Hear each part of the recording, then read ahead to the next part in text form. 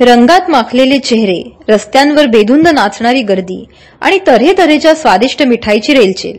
खरंच भारतातलं होळीच्या दिवशीचं चित्र पाहण्यासारखं असतं. हा रंगांचा सण भारतातल्या मोठ्या सणांपैकी एक मानला जातो. आता तर याला आंतरराष्ट्रीय ख्याती सुद्धा मिळालीय. या दिवशी वसंत ऋतूचा प्रारंभ मानला जातो.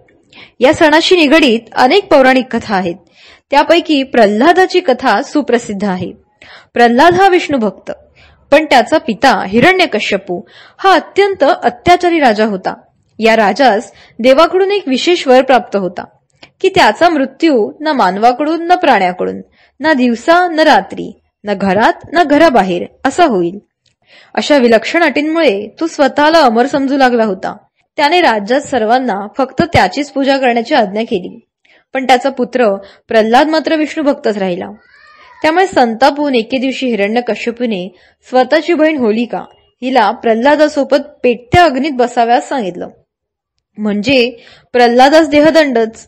पण शेवटी श्री विष्णूंचा तो भक्त. श्री विष्णूंच्या आशीर्वादाने प्रल्हाद अग्नीतही सुरक्षित राहिला आणि होलिका मात्र जळाली. त्यानंतर श्री विष्णू नृसिंह अवतारात प्रकट होऊन त्यांनी हिरण्यकश्यपूचा वध केला. दरवर्षी हा पवित्र सण वाईटावर चांगल्या गोष्टींचा विजय दर्शवतो.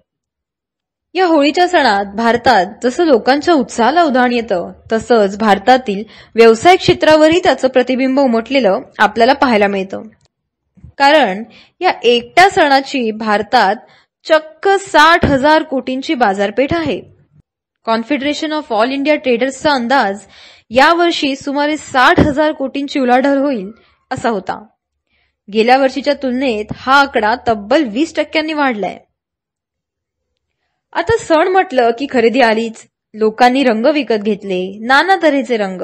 मग त्यात वेगवेगळ्या लेटेस्ट मूवीची थीम असलेल्या वॉटर गन्स म्हणजे पिचकाऱ्या, नैसर्गिक रंगाचे डब्बे, गुलाल अशा होळी स्पेशल उत्पादनांची खरेदी होतीच.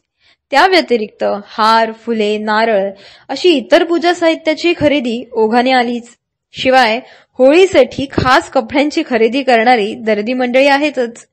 इतकंच कशाला, प्री होळी आणि पोस्ट होळी अशा दोन्ही प्रकारातील त्वचेची काळजी घेणारी उत्पादनं सुद्धा बाजारात आहेत.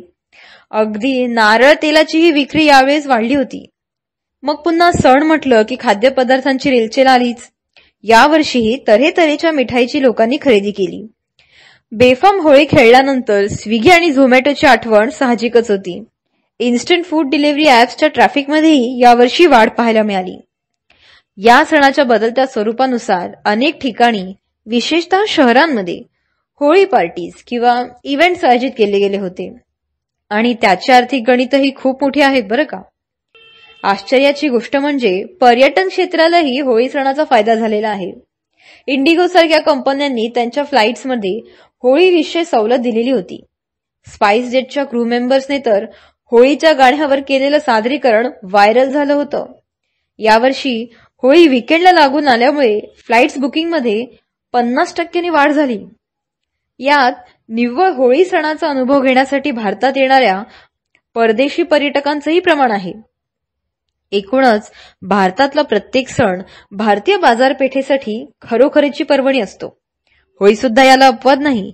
त्यामुळे जेव्हा जेव्हा आपण होळी हे म्हणू तेव्हा तेव्हा भारतीय अर्थव्यवस्थेवर त्याचे अधिक आनंदी पडसाद उमटतील हे मात्र नक्की.